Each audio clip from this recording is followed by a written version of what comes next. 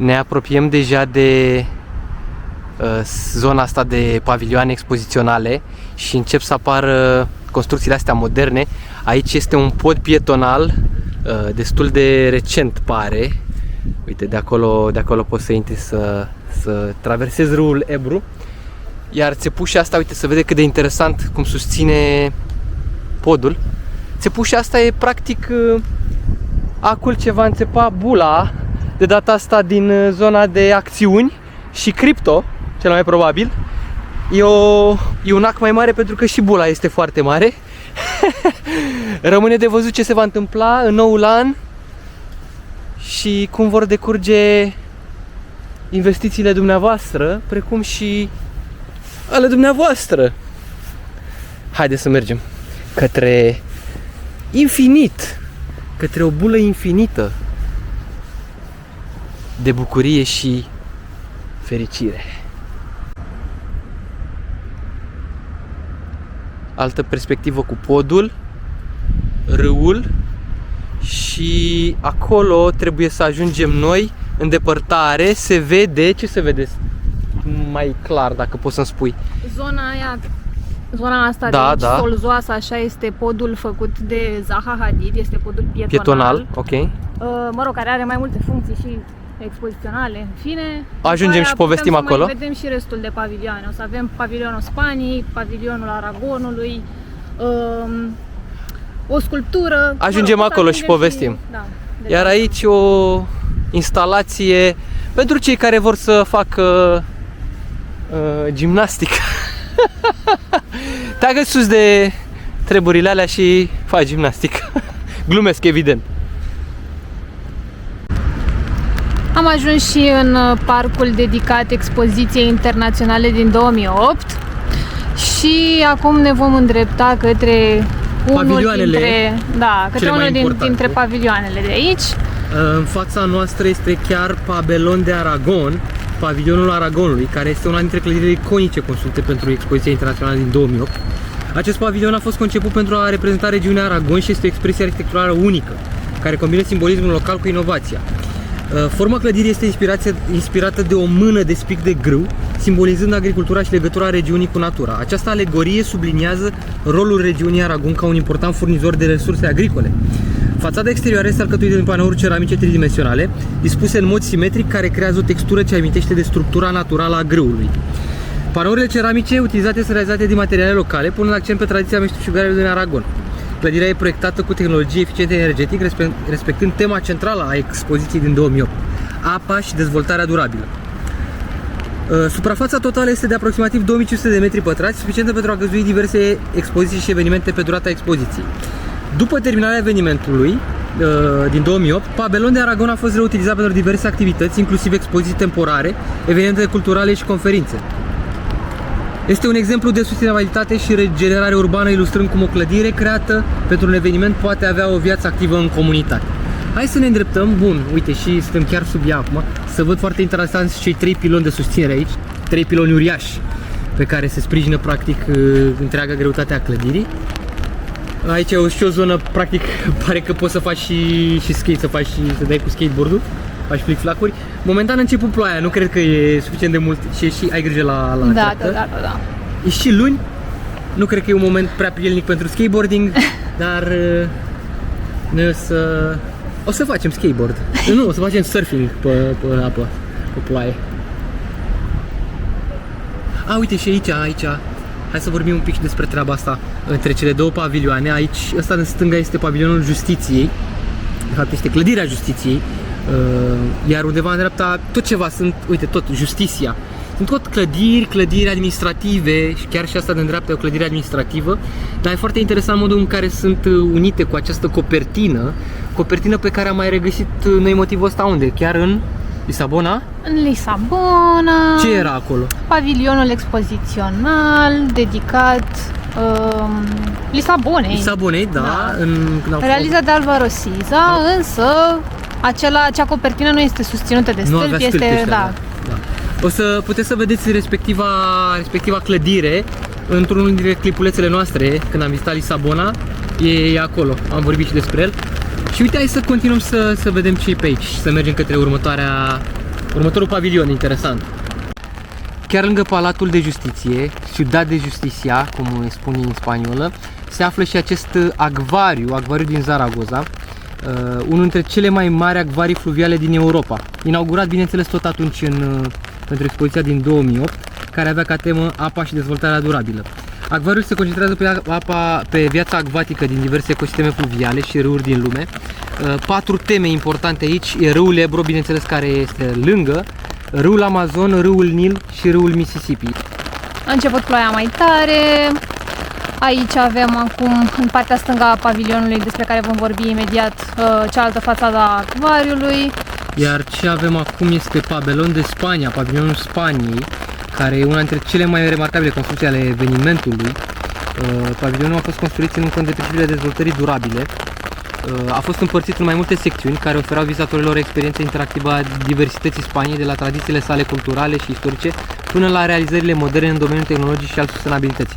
Fiecare secțiune a avut un accent pe educarea publicului despre importanța apei, resursele naturale ale Spaniei și modalitățile de protejare a acestora. Cât despre apă, hai să ne continuăm drumul, The Shape of Water, care ne-a dus în aceste momente ca fiind practic singurii reprezentanți sau expozanți din cadrul acestui festival al expozițiilor între pavilioanele acestea. Suntem singuri, iată. Ploaia a gonit pe toți expozanții, am rămas doar noi. Asta e, ce să facem, ne bucurăm singuri de frumusețea, da, din jur, de natură, de apa pe care ne oferă cerul. Pa, pa, pa, pa, pa, pa.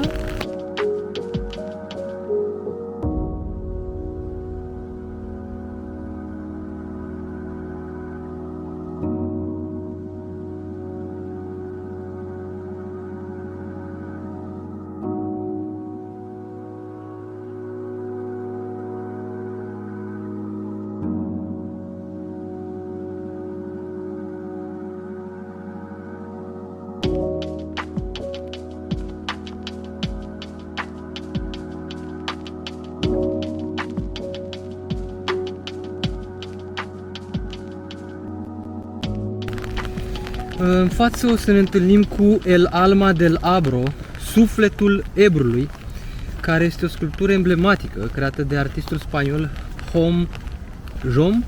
Jom Plensa pentru expoziția din 2008. Amplasată în fața Palacio de Congresos, această operă de artă simbolică reprezintă conexiunea orașului cu râul Ebro și tema centrală, bineînțeles, apa și dezvoltarea durabilă. Sculptura are o înălțime de aproximativ 11 metri și este realizată sub forma unei figuri umane imense, așezate contemplativ, care pare să privească spre orizont. Construită dintr-o rețea de litere mari din oțel alb, sudate între ele pentru a crea o suprafață translucidă, literele provenind din mai multe alfabete, simbolizează diversitatea culturală și importanța comunicării între oameni. Figura este goală pe interior, ceea ce sugerează ideea de introspecție, meditație și spațiu spiritual. Titlul, El Alma del Ebro, reflectă ideea că râul Ebro este sufletul și esența orașului Zaragoza, dar și legătura vitală dintre oameni și natură.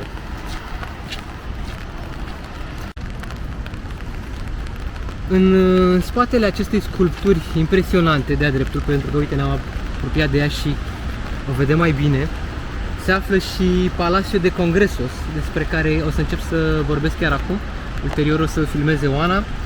Palatul Congreselor din Zaragoza, acest edificiu multifuncțional, este o emblemă a arhitecturii contemporane și un punct central pentru evenimente culturale și de afaceri.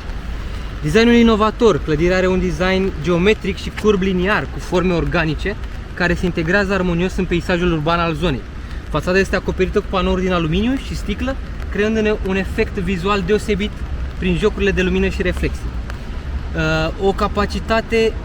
O suprafață totală de 22.000 de metri pătrați, unul dintre cele mai mari spații de acest tip din regiune. Structurat pe mai multe niveluri și include o sală principală cu o capacitate de peste 1400 de locuri, cu un interior modern caracterizat de un design minimalist cu accente de lumină naturală care pătrund prin ferestre mari. Un centru multifuncțional destinat conferințelor, concertelor, expozițiilor și altor evenimente culturale sau de afaceri. Flexibilitatea spațiilor permite adaptarea la diferite tipuri de evenimente, de la reuniuni strânse până la spectacole mari. Palacio de Congresos de Zaragoza este un simbol al modernizării orașului, construit pentru a răspunde nevoilor internaționale de evenimente și a poziționat Zaragoza pe harta centrelor culturale și economice globale.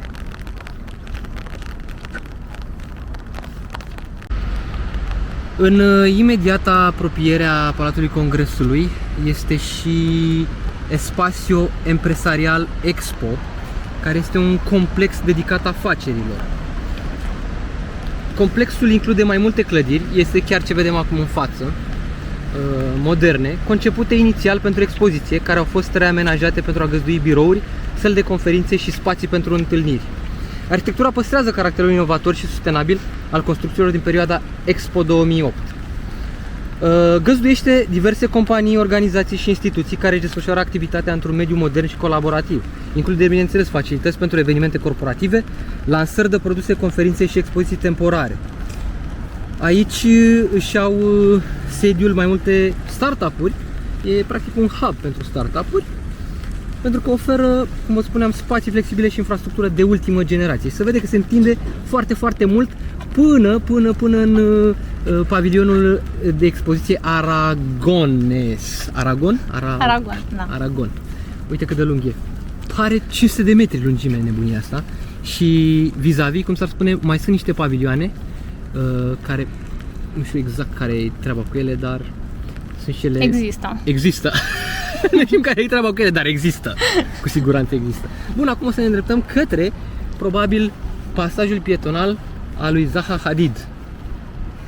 Puente del Tercer Milenio sau podul mileniului 3 din Zaragoza este unul dintre cele mai mari și impresionante poduri de beton din lume, proiectat pentru a celebra expoziția internațională din 2008.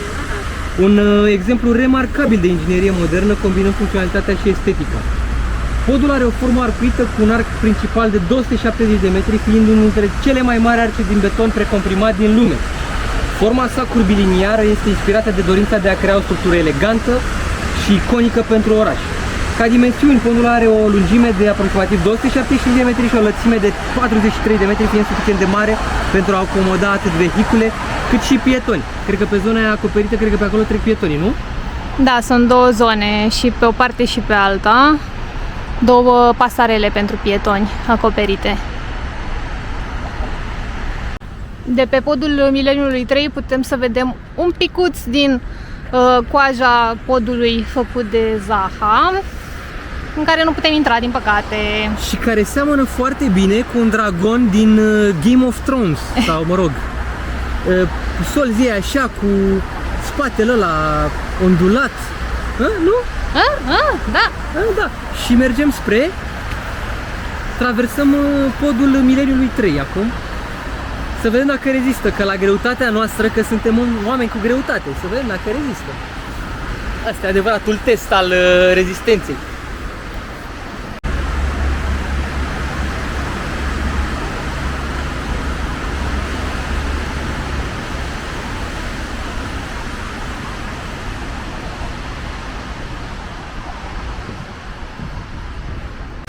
Pabellón Puente, podul pietonal realizat de Zaha Hadid în Zaragoza, cunoscut sub numele de podul Pavilion. Este un exemplu iconic de arhitectură modernă construit pentru expoziția din 2008. Zaha Hadid este una dintre cele mai renumite arhitecte ale lumii, recunoscută pentru stilul său inovator și curbiliniar. Este atât un pod pietonal cât și un pavilion, după cum spuneam. Se remarcă prin forma sa organică inspirată de structura unui pește sau unui glonț, combinând estetică, funcționalitate și tehnologie avansată. Podul este format dintr-o structură hibridă, având o suprafață acoperită, care depășește spații pentru expoziție. Exteriorul este realizat din panouri metalice și fibră de sticlă, creând un joc de lumină și umbre. Forma asimetrică și curbele fluide sunt caracteristice stilului lui Zaha Hadid. Designul său simbolizează mișcarea apei în ton cu tema expoziției. Podul are o lungime de aproximativ 275 de metri și a fost proiectat să suporte fluxul pietonal intens al vizitatorilor în timpul expoziției.